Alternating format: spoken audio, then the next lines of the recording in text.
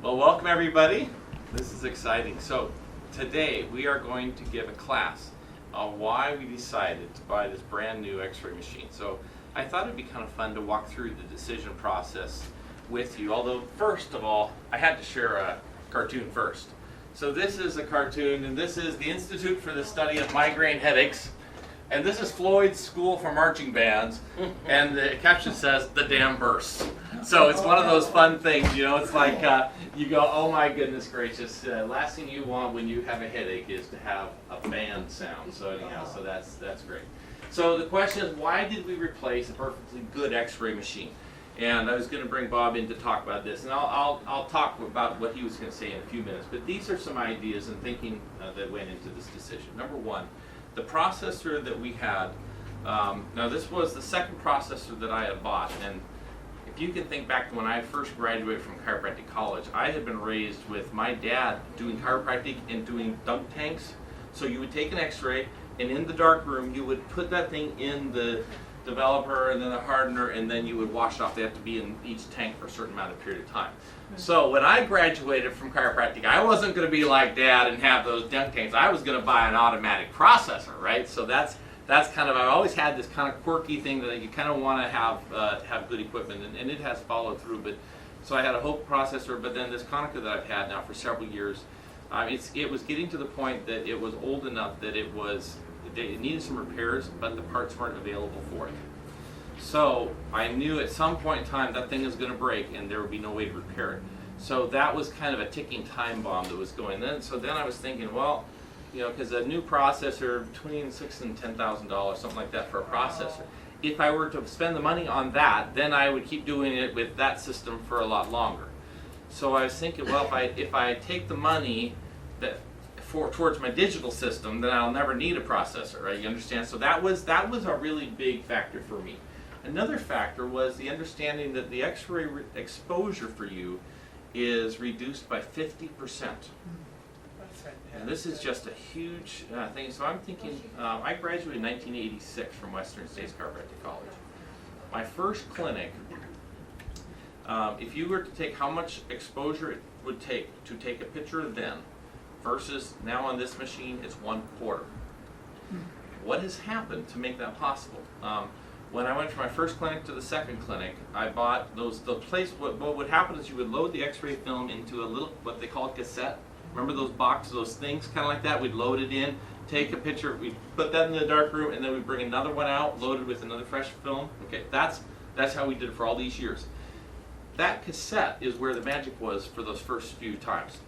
When I went from my first clinic to the second one over on 122nd, I bought what were called they were rare earth screens. And what that did is that cut the radiation in half, because what was inside of that cassette, they had come up with a brand new crystal that when it was hit by an x-ray photon, it would light up more. So that means it didn't take as many x-ray beams to make a picture on the film. All right, so that was phenomenal, exciting. So I've been using those all along. They're fabulous. Digital itself, the digital sensor is, when an x-ray hits it, it takes about 20% less x-rays than even with the quantum. So I could have gotten a bump. If I would have just gone to a digital only, I could have used my existing machine, but put that digital plate there, and it still would have saved some exposure, but only about 20% off. An additional 30% comes from this high frequency x-ray machine that we ended up buying. What ends up happening is, so now where before the technology was in the the cassette, and now in the sensor plate, this is a technology that hits really from the tube out. We have an orthopedic grade tube, so it's ready for prime time. It's really this thing. You can throw any.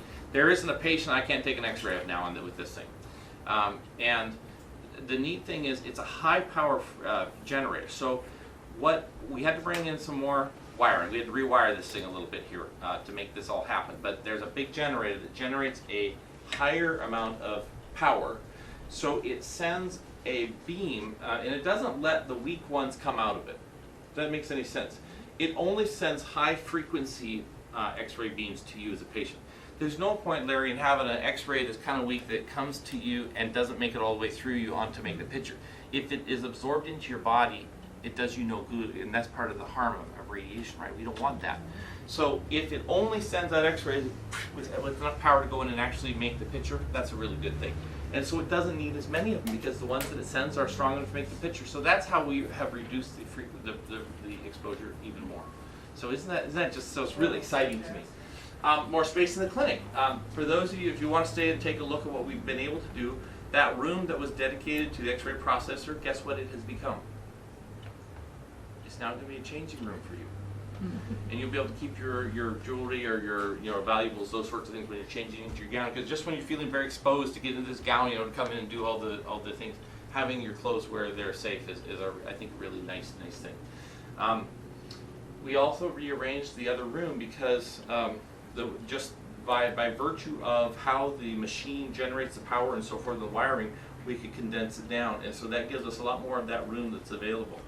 Another factor when it comes to the space in the clinic, the reason I didn't just say in the X-ray room, but in the clinic, we are moving to a 2-staff office as opposed to a 3-staff office. So that means we have to become a little bit more efficient. And Mary, who would mark my X-rays, there's a whole section she needed, a view box, and we have all those templates and all that sort of stuff. Those are physical things, and they have to be there. Well, now that we've switched to a digital system, all the marking actually is going to be done on the computer. Now I got our 23-inch screen monitor because we have to do, but we're basically using the computer now to superimpose the lines and measure the angles and things for us actually on your X-ray that is actually in the computer. So it's a digital X-ray, and it will be digital marking. It's really kind of cool. So it's going to affect, and one of the things that you will see as we rearrange that area next, and that'll happen in the next couple of weeks, you'll see the iPads that you're going to check in on your pad, but more importantly, you'll see that area back there is going to be a lot neater. We'll be able to eliminate quite a few of the steps that we needed for that. So that's kind of exciting. We are also moving into directional electronic records, so the digital X-ray system just matches with that really perfectly, right? Because now your X-rays will be stored no longer in the basement. In fact, my wife has that shredding day coming up, right? Well, I'm going to take some X-rays, with me, because in our basement we have all of these X-ray files. Well, those now are just on a server, and I'll back them up using carbonite. So it all becomes a digital system, right? So the space, isn't that interesting how it's like? So your big X-rays like this, those big ones are just on a CD. They will just be on a CD. Oh, that's incredible. Although a CD or thumb drive, we can put them on anything. Isn't that amazing? And you look at that, like I said, CD in and CD out. Guess what? When patients walk in and they've been to a hospital or something, what are they walking in with? They're walking in now with CDs, aren't they? Really?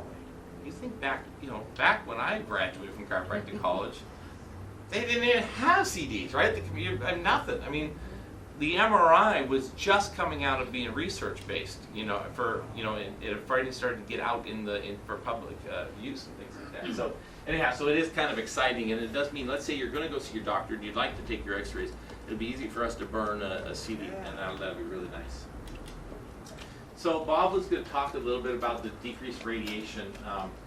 I don't think I'll take too much more time with it. He has more of a technical background. I was going to give you a little bit more information, but I think kind of what we've talked about is probably enough for right now and tonight. I might actually film him doing a little snippet of what he was going to talk about when he comes. I think that would be fun to have that available on our website. But these were the points that he really wanted to focus on tonight. So the diminished radiation exposure to you. Another thing was the improved image quality, because he's talking to doctors and showing us what the advantages of going digital were. And this was something that, I would nod my head, okay, I get it, but now that I've got these films, I'm realizing there is really something to that. If you can imagine, when I would take an X-ray, I have one shot at it, right? And if it's a little light, because I kind of guessed how thick you were, I'm not going to put you through the, we'll just take it. If I can see what I need to see and it's a little lighter, I'll make it do. Well, I can take that mouse and I can change the contrast. I can make it lighter and darker. So the same X-ray, I can move that mouse, go and look at it. I can expand it. I can magnify it, and then move that. It's like, and I'm realizing, you know what? This is really remarkable, because this whole capability wasn't really a possibility before, and now I'm going, this is glorious. And I realized this is really something, and I can look at, like we can look at that trabecular pattern, right, and those 2 bones you were asking, or on that AP open mouth, it's not quite what I want. I can realize, oh, I need to change this, and then I'll take it, and there it is. It's just, it's magical. It's like, I can do it just like that, and it's done.